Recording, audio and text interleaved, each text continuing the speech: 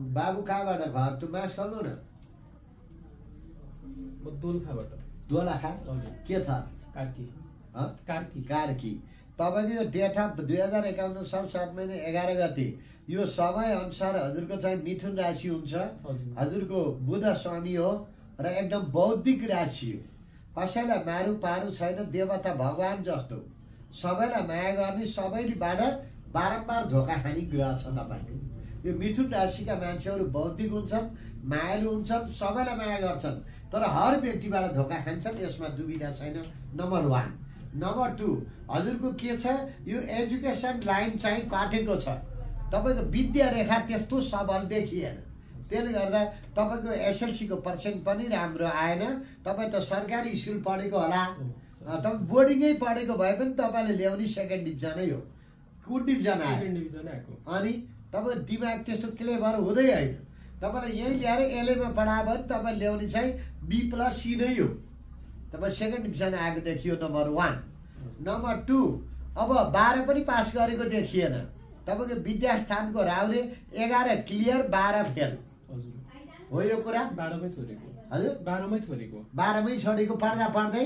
ल 2 नम्बर र चन्द्रमा पञ्चम स्थानमा, यसले के भन्छ, अब फेरि पनि पढ्ने विचार भए त तपाईँ ब्याचलरसम्म कमर्स आर्ट्स एजुकेसनमा डिप्लोमा गर्न सक्नुहुन्थ्यो, तर तपाईँ एक्चुअली विदेश यात्रामा ट्राई गरेर असफल भएर निराश भएर लास्टचोटि मेरोमा हेराउन आउनुभएछ।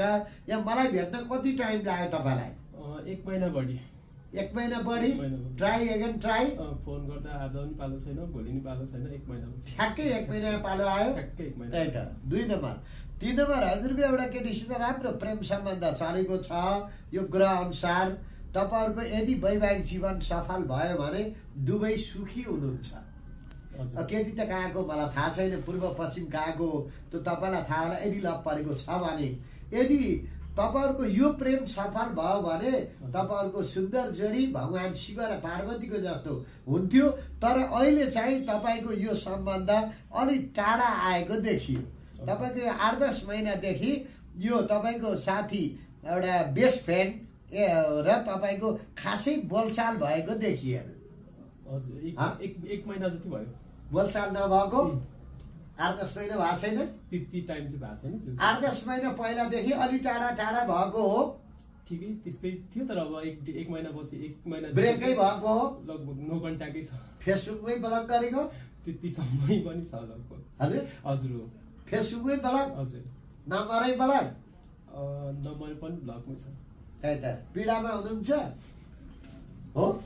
नरुनु पीडा त भइहाल्छ नि, पीडा त भइहाल्छ। नरुनु न, रुन खोज्नु भयो नि। माया त धेरै गहिरो रहेछ नि हजुरको। अर्को केटी बिहा गरेर केही फरक पर्दैन, त्यो नानीले पनि जस्तो केटानी पाउँछिन्। तपाईँलाई पनि BSc नर्सिङ गर्छु भने नि अब विदेश यात्रा छ वैशाख पछि। अनि कुन देश? साउथ कोरिया ट्राई गर्नु भएको छ। हजुर त्यही त वैशाख पछि विदेश गएर कम्तीमा 11 वर्ष 12 वर्ष बस्नुहुन्छ। आजको 10 इयर्स भित्र काठमाडौँमा 3.5 आनामा बनेको 3.5 तला घर, सानो 15-20 लाखको गाडी किनेर खुर्र चोबार गएर खाजा खाएर यही पेप्सी कोला आउने दिन पनि आउँछ। त्यो दिन तपाईँलाई हेला गरेका मान्छेहरूले सम्झिने दिन पनि आउँछ। भविष्य राम्रो छ। 80 वर्ष 80-81 वर्ष आयु तपाईको ग्रहले अलिकति मातृ पितृ वर्गलाई रोगी बनाउने ग्रह थियो। आमा बाबुमा एउटालाई रोगी बनायो, दुवैजना बिरामी, दुईटै पालो गरेर। त्यही त एकदम हाउ टु बी हेल्दी। खर्चै खर्च, जति कमायो त्यति उपचारका खर्च। आई सोल्ड अन क्यास भन्दा क्रेडिट, डेबिट भन्दा क्रेडिट भएको देखियो। अरू समग्र ग्रह राम्रो छ। अब के तपाईँलाई 1 नम्बर विदेश यात्रामा पूर्ण सफलता पाउन नसकेको पीर।